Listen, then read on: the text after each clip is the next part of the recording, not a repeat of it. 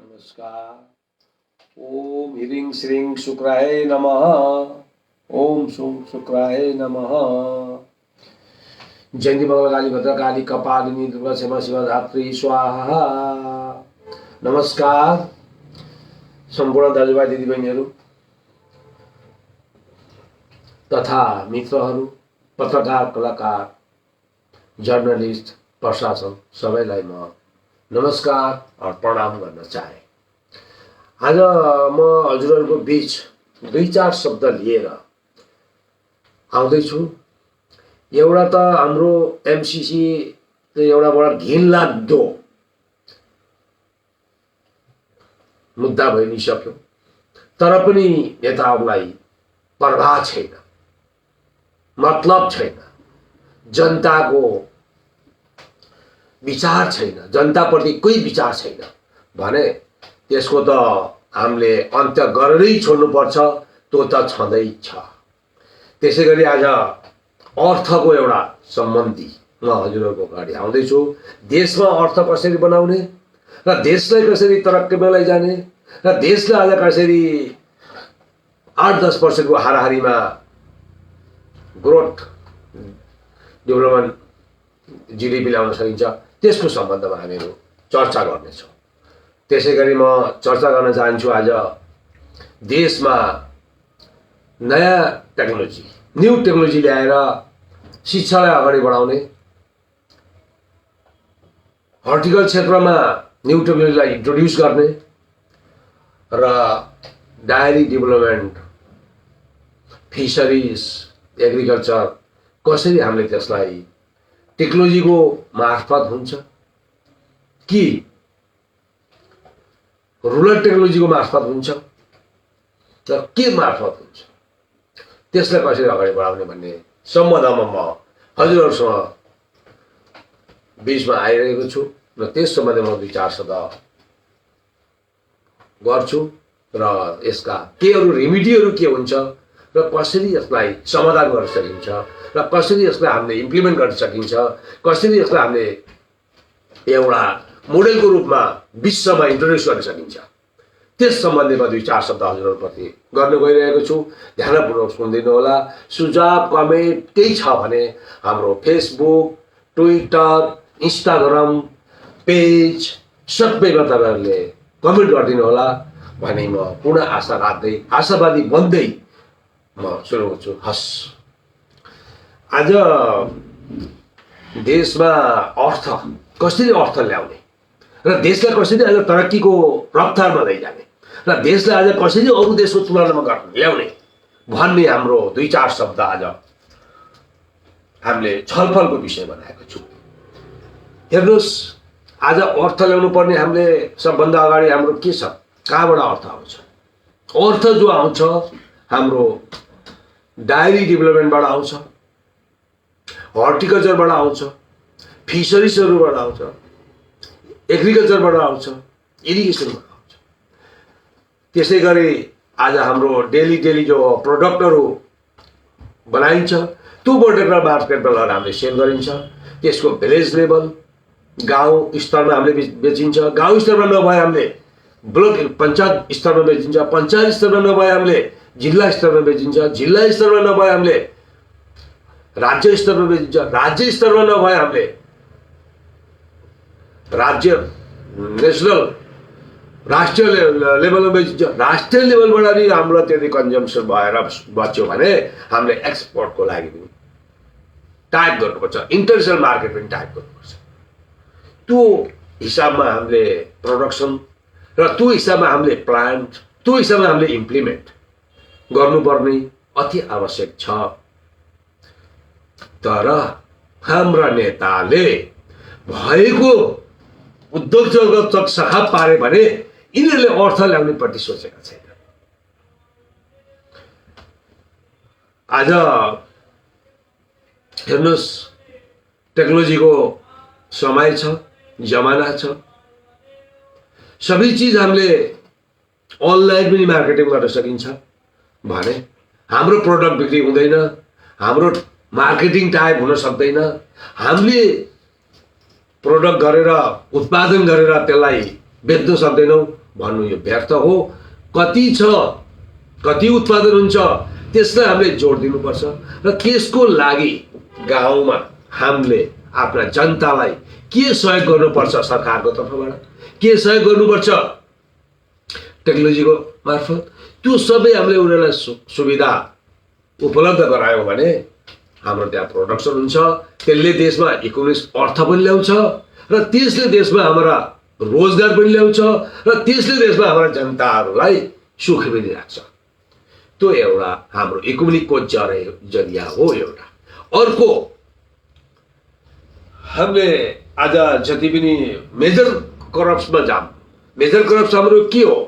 Major crops त agriculture हो।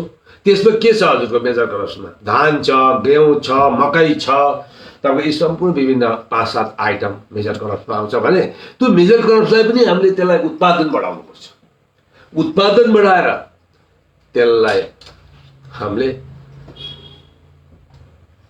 समर्थन गर्दै किसानहरूलाई सबैलाई समर्थन गरेर हामीले अगाडि लैजानुपर्छ र त्यसको पनि हाम्रो मार्केटिङ कहाँ बेच्ने, कुन स्तरमा बेच्ने, के रेटमा बेच्ने, मिनिमम हाम्रो रेट के हुन्छ र आज सरकारले के भावमा दरमा यसलाई रेट फाइनलाइज गर्छ, त्यो सब चिजलाई हामीले ध्यान मध्यनजर राख्दै र किसानको लगानी कति भएको छ त्यसको एउटा एनालाइसिस गर्दै र किसानलाई मिनिमम 30% को बेनिफिट दिएर सरकारले आफै किनेर पनि त्यसलाई बाहिर बेच्न सकिन्छ। जति हामीलाई चाहिएको छ त्यो हामीले आफै युज गर्नु र जति हाम्रो सरप्लस हुन्छ त्यसलाई हामीले एक्सपोर्ट गर्ने। त्यही भएर एक्सपोर्ट इम्पोर्ट पोलिसी हर कन्ट्रीमा बनिरहेको छ, त्यसलाई हामीले बेच गर्दै यसलाई पनि हामीले अगाडि लैजान अति आवश्यक छ। आज त्यसै गरी म भन्न चाहे, तपाईहरु हेर्नुस्, हर्टिकल्चर हाम्रो नेपाल एउटा हिली कन्ट्री हो। नेपाल एउटा हाम्रो पहाडी हिमालय क्षेत्र हो। त्यहाँ हाम्रो कति जडीबुटीहरू छन्, त्यहाँ हाम्रो कति अनरस भैकटर भनिन्छ त्यो छ, बेलायती भयो, तपाईको सुन्तला भए, पहाडमा हाम्रो आज कति सुन्तलाहरू छ, गोर्खातिर कति सुन्तला फलिरहेको हुन्छ। त्यो हिली एरियामा हाम्रो जति पनि हर्टिकल्चर प्रोडक्सन छ त्यो हर्टिकल्चर प्रोडक्सनलाई हामीले युटिलाइज गरौँ। त्यसलाई युटिलाइज गर्दाखेरि हामीले अलिकति ध्यान दिनुपर्ने बुदाहरू छन्, तिनलाई हामीले ध्यान दिँदै अगाडि बढायौँ भने हामीलाई त्यसले पनि अर्थलाई बुस्टअप गर्नको लागि मद्दत गर्छ। आज हेर्नुस्, हाम्रो देशमा उद्योग जगत स्थापित गर्न, त्यही उद्योग त्यही र मेटेरियल छ, त्यही हामीले उद्योग गरेर गयौँ भने हामीलाई कति बेनिफिट छ? 50%। किन हामीले कोही पनि एउटा कम्पनीमा गर्छौँ भने र मेटेरियलमा हाम्रो जति पनि प्रोडक्सन अफ र मेटेरियल्स, प्रोक्योरमेन्ट अफ र मेटेरियल्स भन्छ।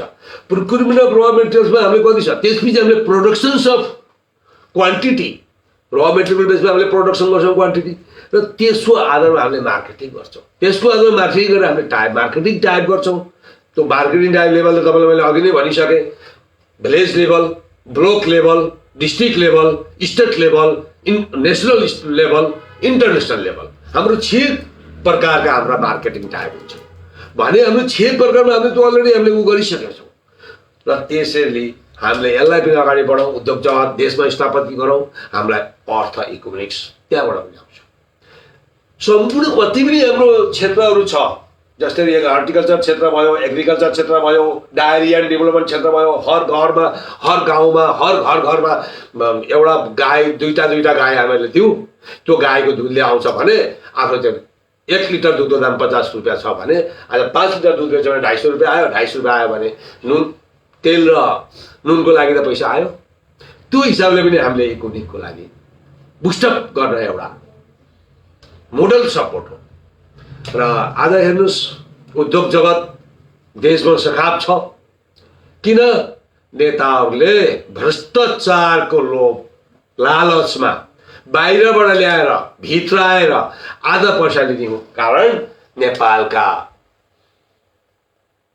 व्यापारीहरूलाई लाभ हटाएर बाहिरबाट व्यापारी ल्याएर लगाएर देशको अर्थव्यवस्था चौपट पार्ने यो पनि एउटा मुख्य भूमिका राजनीति दलहरूले गरिरहेका छन्। किन?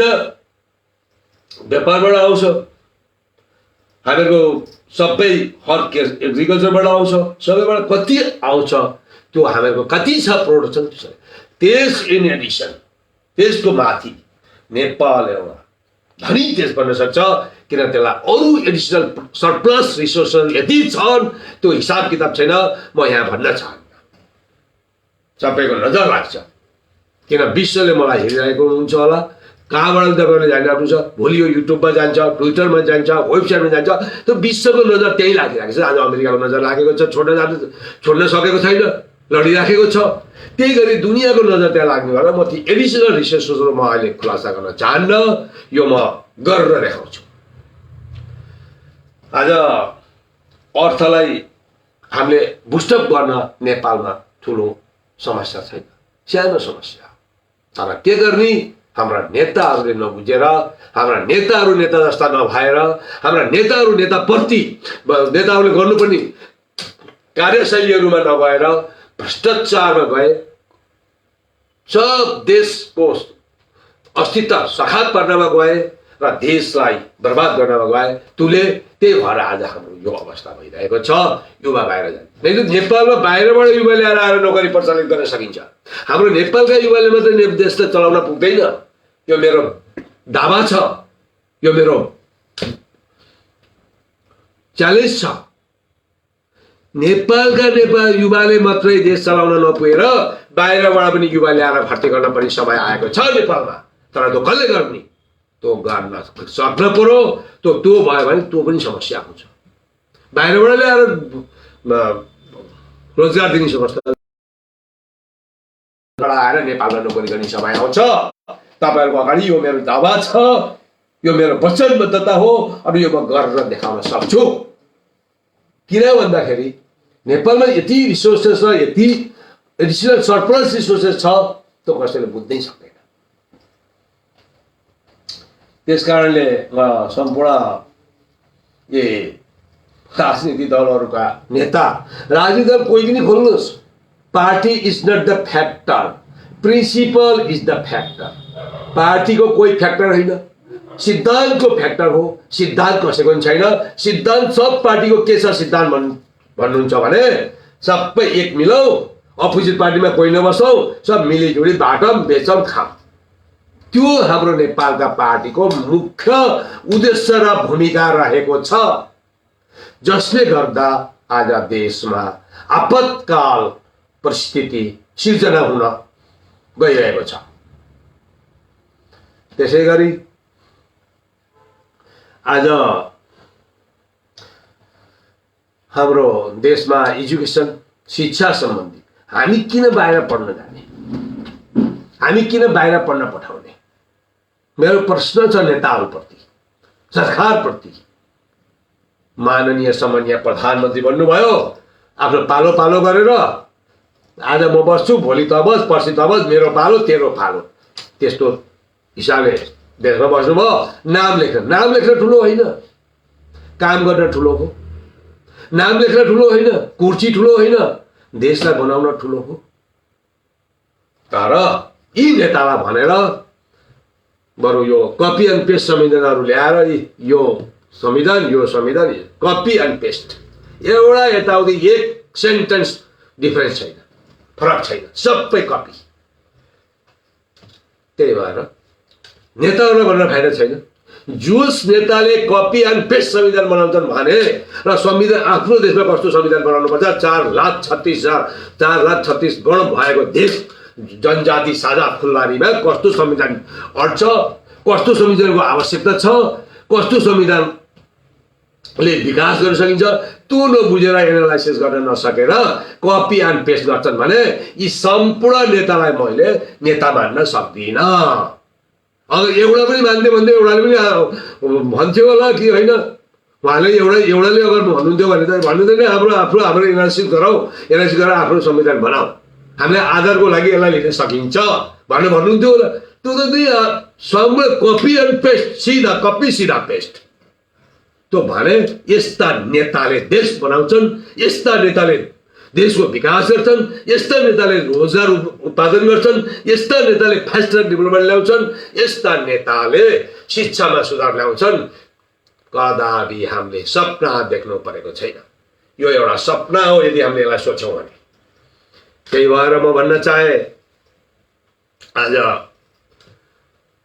नेपाल एउटा पर्यटक देशको रूपमा गरिन्छ। आज थाइल्यान्ड पर्यटकको देशमा धेरै रिसोर्सेसहरू भइराखेको छ। नेपाल पनि एउटा पर्यटकको रूपमा छ। विश्वबाट जनताहरू आइरहेका छन्। यसलाई हामीले अरू बुस्टअप गरौँ, सर्किटहरू ल्याऊ, कसरी हामीले कनेक्सन गर्न सक्छौँ र त्यसलाई कसरी बुस्टअप गर्न सक्छौँ, त्यसको अगाडि जाऊ। त्यहाँ पनि एउटा रिसोर्सेस इकोनोमिक धेरै जान्छ, लिएर जाँदैन। यति मेरो यो दावा छ र त्यसलाई पनि हामीले कसरी अगाडि बढाउने त्यसको नि प्लान खाका तयार छ। यसलाई इम्प्लिमेन्ट गर्नको लागि मात्रै नेपाल हिन्दू पुनर्स्थापना मञ्चको जो दिन घोषणा हुन्छ त्यो दिन कति चिज खोलेर आउँछ अगाडि र कति चिज प्रचलित हुन्छ त्यो समयले यही बताउँछ। त्यसै गरी आज म भन्न चाहे हाम्रो यो सुकुम्बासीप्रति, सुकुम्बासीलाई मेरो बारम्बार अनुरोध र निवेदन छ, जनताका सरकार हुन्। नेपाल सरकार भनेको को हो? जनता हो। जनताका सरकार, जनताले चुनेका प्रतिनिधि भएको हुनाले जनताको सरकार हो। जनताको त चल्दैन। चुन्ने बेलासम्म गएर हात जोड्छन्, चुनिसकेपछि म जे चाहे त्यही गर्छु भन्छन्। इगो, दादागिरी, गुन्डागिर्दी, त्यो सब हाम्रा नेताहरूप्रति भएको हुँदा र त्यस्ता विचारधारा रहेको हुँदा र त्यस्तो इगो भएको हुँदा देश बर्बाद भइसक्यो। यसलाई त्यो थाहा छैन। तर अझै पनि यिनीहरू लडे अनि फेरि पैसाको कुरो जहाँ आउँछ एक भइहाल्छ। 10 मिनट लाग्दैन एक हुन, ल यति यति यति यति यति भने त्यहाँ पनि एउटा उ छ, आग्रह छ कि सिमानामा सम्पूर्ण सुकुम्बासीलाई राखेर आफ्नो सीमाना सुरक्षा गरौँ। होइन भने देशको सीमाना सुरक्षामा र सिमाना बढ्दैन, जमिन बढ्दैन। आज 1,47,000 वर्ग क्षेत्र छ भने भोलि 1 लाख वर्ग क्षेत्र पनि बढ्दैन। यो मेरो दावा छ, च्यालेन्ज छ। तपाईँहरूले लेखेर राख्नुहोस्। त्यति बेला कहाँ खोज्छन्? अर्को मान्छे आएर बसिसकेपछि त्यसलाई उठाउन गाह्रो पर्छ, नबस्दै उठाउन गाह्रो पर्छ, घुसिने बित्तिकै उठाउन गाह्रो पर्छ भने यो पनि एउटा धेरै ठुलो समस्या र जटिल समस्या देशप्रति भइरहेको छ। त्यसै गरी आज हाम्रा देशमा अधिकारीहरूलाई म आग्रह गर्न चाहे, सम्पूर्ण अधिकारीहरूलाई, सम्पूर्ण पुलिस प्रशासनलाई, उहाँहरूले काहीँ गयो भने के भन्छन्? तपाईँ कुन पार्टीको? पार्टी सोध्छ। पार्टी सोच्ने तपाईँहरू सम्पूर्ण एक जनताको सरकार कर्मचारी हुनुहुन्छ। सरकार भनेको जनता हो। अनि तपाईँहरू सरकारको कर्मचारी आफैलाई ठान्नुहुन्छ र भन्नुहुन्छ भने सरकारको तपाईँहरू, जनताको तपाईँहरू कर्मचारी हो र त्यसमा पार्टी तपाईँहरूले सोध्ने र पार्टीलाई समर्थन दिँदै भित्री मनले आत्माले पार्टीलाई यो हाम्रो पार्टीको यसलाई समर्थन गर्ने त्यो सोच्ने। अरू त्यसपछि तपाईँले बिना सहाराको, बिना पार्टीको जनताको काम नगर्ने भन्नु एउटा ठुलो दुर्भाग्य र आपतकाल हो। किन भन्नुहुन्छ भने जनता काही कर्मचारी हुन्छ, तिमी सरकारी कर्मचारी। किन? सरकार अहिले जनताको हो। सरकार भनेको जनता हो लोकतन्त्र प्रोसेसमा। र पावर कोसित छ? जनतासित छ। किन छ पावर? भोट हाल्ने पावरले गर्दाखेरि। यदि भोट नहालिकन यिनीहरू बन्छन् नेता भने जनताको पावर छैन। यदि भोट हाल्न र यिनीहरूलाई भोट माग्नको आवश्यकता छ भने जनताको पनि पावर त्यति छ। जब जनताले चाहे जे पनि गर्न सक्छन्। जनता ही जनार्दन भन्छ। र त्यो म आग्रह गर्न चाहे पुलिस प्रशासनलाई पनि, तपाईँहरूले एमसिसीको विरुद्ध युवा पिट्नुहुन्छ, तपाईँहरूले एमसिसीको विरुद्ध जनता मार्नुहुन्छ भने तपाईँहरूले देश टुरेर जनताको तनखा लिएर जनता मार्नु भएको छ। आदेश छोड्नुहोस्। आदेश प्रतिनिधि हुन्, जनताको आदेश सुन्नुहोस्। तपाईँहरूले पहिला जनताको आदेश ही प्रतिनिधिको आदेश हुनुपर्छ। प्रतिनिधिको अलगले आदेश केही पनि हुँदैन। जनताले यदि आदेश गरे भने तपाईँहरूले आदेश आह्वान गर्छन् भने त्यो जनताको आह्वानलाई पहिला सुन्नुहोस्, त्यसपछि गएर जनताको आवाज, नेताको आवाज सुन्नुहोस्। नत्र जनताको आवाज सुन्न पुलिस प्रशासनलाई अति आवश्यक र महत्त्वपूर्ण छ। किन भन्दाखेरि तपाईँहरूले जनताको लागि आएर तपाईँ कुर्सीमा, जनताको सुरक्षाको लागि तपाईँलाई पुलिस प्रशासनमा ल्याएको हो।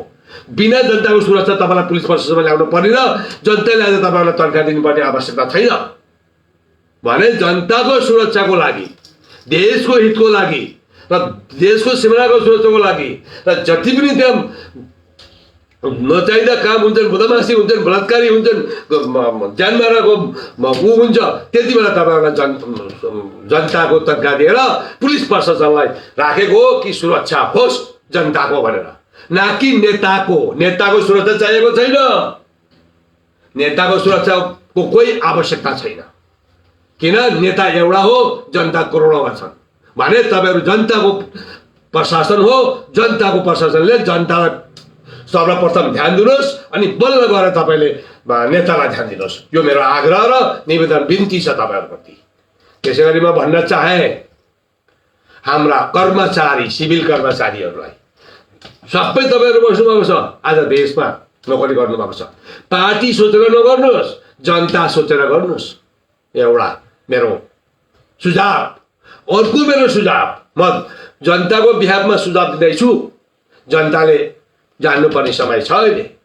जनताले भन्न सकेनन्, तर म जनताको प्रतिनिधिको रूपमा म भन्छु, जनताको बिहाफमा म भन्छु, जनताको उपस्थितिको बारेमा म जवाब दिन्छु। र आज तपाईँहरू जो पनि कर्मचारी हुनुहुन्छ, जनताको कर्मचारी हुनुहुन्छ, न कि पार्टीको, न कि नेताको। त्यही भएर नेता र पार्टी छोड्नुहोस्, जनताको बिहाफमा काम गर्नुहोस् र जनतालाई तपाईँहरूले मानेर अगाडि चढ्नुहोस्। त्यही तपाईँहरूको सबभन्दा ठुलो धर्म र कर्म हो। कर्तव्य पनि त्यही हो, धर्म पनि त्यही हो। ती दुईटाबाट बाहिर नजानुहोस् तपाईँहरू। त्यसै गरी म भन्न चाहे देशका आर्मी भनेको देशको ब्याकबोन हो। सुरक्षाप्रति कोही अरू देश आक्रमण नगरोस्, अरू देशले केही नगरोस् भनेर आर्मी राखिन्छ। आर्मीलाई यति अत्याचार नै भयो भने देशलाई कसले स्याक गर्न सक्छ? आर्मीले ही स्याक गर्छ। आर्मीको मालिक को हो? Immediate officers, president. त्यो प्रेसिडेन्टको आदेश लिएर चीफ अफ द आर्मी स्टाफले, chief of the general army स्टाफले प्रेसिडेन्टको आदेश लिएर देशलाई स्याक गरेर उसमा हातमा लिन सक्छ। जब यस्तो नौबत पनि नेपालमा आउन सक्छ, यो आउन सक्दैन होइन, किन जो अवस्था र जो समस्या भइरहेको छ र देखिरहेको छ, त्यसले गर्दा यो पनि अवस्था हुन सक्छ। यसमा पनि तपाईँहरू यो सचेत हुन र तयारी रहन म आग्रह गर्न चाहन्छु सम्पूर्ण आर्मीलाई, सम्पूर्ण आर्मी अधिकारीलाई। त्यसै गरी म आग्रह गर्न चाहन्छु हाम्रो जति पनि एनजिओ हुनुहुन्छ, जति पनि एक्टिभ संस्था हुनुहुन्छ, जति पनि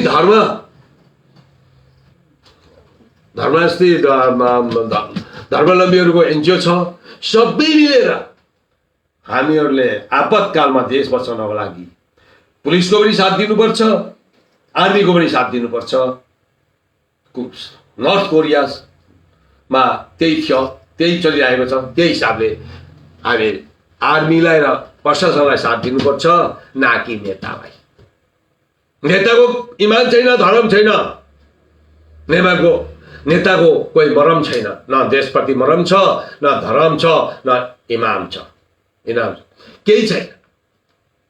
इमान पनि छैन, धर्म पनि छैन र देशप्रति मरम पनि छैन। उनलाई कुर्सीसँग मरम छ, कुर्सीले प्यारा छन् र आफूले जे भनौँ त्यही डिक्टेटरशिप गरेका छन्।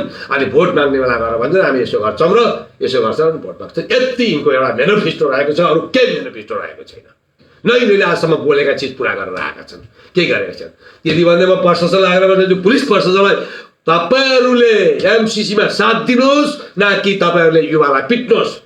तपाईँहरूले एमसिसीलाई साथमा कन्दामा हातमा हात मिलाएर जनताको प्रतिनिधिहरूसँग जो हातमा हात मिलाएर अगाडि बढेर देशमा यो नचाहिँदो काम भइरहेको छ यसलाई रोक्नको लागि समर्थन दिनुहोस्, न कि नेताको कुरा सुन्नुहोस्। त्यसले देश बर्बाद गरेरै छोड्छ। नेताको मनोबल बढ्छ अनि नेताले जे चाह त्यही गर्छन्। बलात्कार भइरहेको छ, त्यसको कन्ट्रोल छैन। उद्योग जगत देशबाट सखाप पारियो, त्यसको कन्ट्रोल छैन। भने हामीले नेतालाई कसरी नेता मान्ने? अनि धर्म परिवर्तन भएको छ हजारौंको संख्यामा दिल्ली, त्यसको कन्ट्रोल छैन। प्रशासनलाई म आग्रह गर्न चाहन्छु, तपाईँहरूले यसमा ध्यान दिनुहोस्। तपाईँहरू पनि एउटा जनताको संरक्षक हो, कर्मचारी हो, सरकार भनेको जनता हो। त्यही भएर तपाईँहरू यो गलत कामबाट रोकाउनको लागि संरक्षक तपाईँहरू हो। तपाईँहरूले संरक्षण नगरे नेताले संरक्षण गर्दैनन्। त्यही भएर तपाईँहरूले नेताको बात कुरा सुनेर सही गर्नु भनेको देश बर्बाद गर्नु। यति भन्दै म तपाईँहरूलाई केही सुझाव कमेन्ट जे छ फेसबुक, ट्विटर, वेबसाइट पेजमा कमेन्ट गरिदिनु होला। केही आपत्ति छ भने आपत्ति लेखिदिनु होला। अरू यसमा केही टिप्पणी छ भने टिप्पणी गरिदिनु होला भन्दै म आफ्नो वक्तव्य यहीँ समाप्त गर्छु। फेरि तपाईँहरूबाट आउँछु नयाँ नयाँ मुद्दा लिएर।